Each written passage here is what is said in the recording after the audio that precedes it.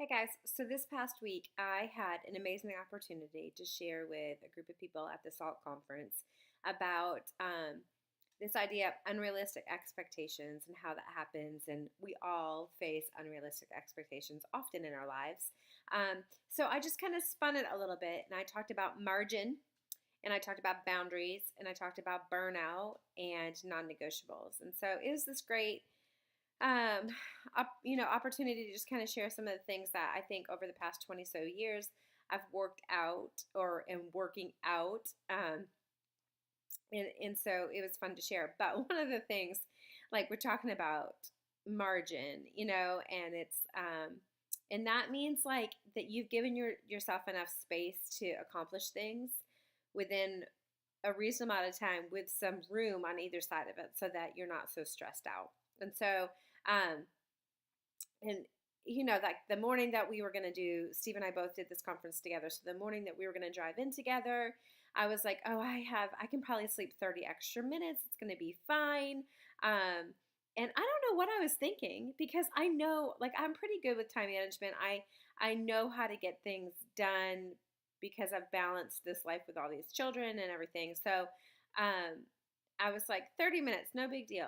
I'll have plenty of time to get myself ready. So I get up and then very quickly I'm like, "Oh my gosh, I'm not going to make this work. The kids have to get ready and I've got to do hair and I'm going to make lunches and Steve's helping, but oh, it was like I cannot believe I'm talking on this topic and my morning is going like this. I'm like shoving kids out the door with their shoes not even put on to get the bus so that they don't miss it. And it was just crazy. But when we think about margin in our own lives, um, even today, I thought again, I think I'm tired, but I thought again, I had plenty of time to get accomplished what I need to get accomplished. And I found myself like I couldn't find where I put my wallet. So then that slowed me down. And so then, I'm like rushing and feeling irritable and frustrated and anxious because I'm going to be late for this appointment and all these feelings. And so I had said this during the talk, and it was just this little thing like, let's just say you have to be to work at 8 o'clock and you get up at 7 and you take a 15-minute shower, you take 20 minutes to get yourself ready, and then you take 5 minutes to make a cup of coffee, and then you have a 30-minute commute. And if you add that time up, you are already going to be late for work.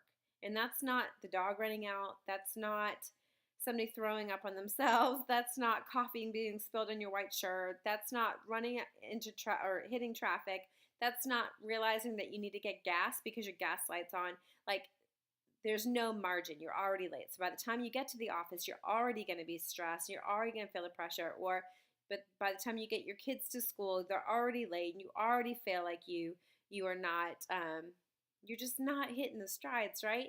So I just was talking a little bit about that, about allowing yourself to have some margin so that you can accomplish the things that are put on your plate without feeling anxious and frustrated. Because when we don't have margin, oftentimes we take it out on the people closest to us. We start yelling and we're frustrated. We can't find our keys and it's everybody else's fault. The kids can't find their shoes and you just don't have enough time. And so everything is rush, rush, rush, hurry, come on, come on, come on, come on, come on, come on. And they're not getting the best of you. You're not giving the best of you. And you inside feel anxious. I don't know a lot of people that are so oblivious with time that they feel like whatever, like, oh, I'm going to be 15 minutes late, not a big deal. I don't know. So if you are that person,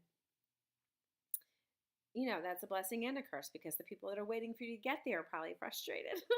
But it's one of those things like breathe, set yourself up to win. We all know, I use this scripture often, Proverbs 8:12. I am Lady Wisdom. I live next to sanity. Knowledge and discretion live just down the street.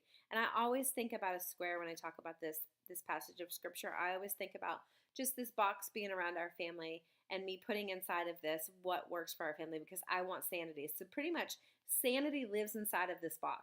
Okay. So wisdom is knowing is knowing about things. Knowledge is experience of things, and discretion is the ability to say yes and no. And so when we are able to engage all three of those things, we do get sanity because we look at situations and we think, okay, I've already walked through this. I know what it's like. If I don't leave on time, I'm going to be late. I'm going to be stressed. I'm going to be frustrated. And my sanity goes out the window, right? So I just feel anxious and there's chaos and everything. So if I want sanity, if I want there to be a rhythm to my life that doesn't feel crazy, then I have to activate the things that I know and I have control over. And that is, you have control over your time. And so you can say, okay, I know that it is typically bumpy in the morning, and usually somebody cannot find something. So I probably should give a 10-minute buffer to when I think we'll be finished and ready to go. I'm going to get up 10 minutes earlier to make sure, or I'm going to get the kids up 10 minutes earlier to make sure. Or you're going to go somewhere and you're going to hit traffic. Well, then you can't leave at 5 when it takes 30 minutes to get there and you need to be there at 5:30. If you know you're going to hit traffic, then the wisdom of that is like, we have to leave at 4:30 to get there.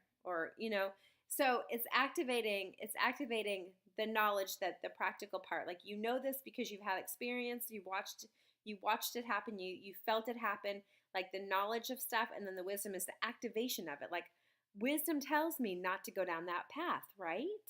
Like, wisdom tells me if I hear a creepy voice to not walk towards it. So, in those scary movies, they're like, what? Don't go in the basement. So it's like this kind of thing in our life. Like, it's really super practical stuff, but really hard to do on a day-to-day basis when we are busy going and working and raising kids and just the chaos that surrounds us in life in general. Sometimes it's really hard to put these boundaries, these borders around our lives to help things run smoother. But margin is one of those things that I think is so important, to just kind of give you a little bit of a buffer, to allow a little freedom and flexibility. And margin plays a bigger role as we apply it to different parts of our lives. Like, when we have margin in finances, we're able to breathe and do things that we couldn't do when we didn't have margin in finances. And so, and again, wisdom and knowledge apply to all things. But I hope that this helps. I am working on some really fun stuff. And I just thought, hey, I'm going to pop over and do a quick little video. So I hope that this helps you. And if it does, I'd love for you to share it. And as always, I love to hear you guys. So if you want to talk back to me, that would be great. I look forward to sharing more with you guys.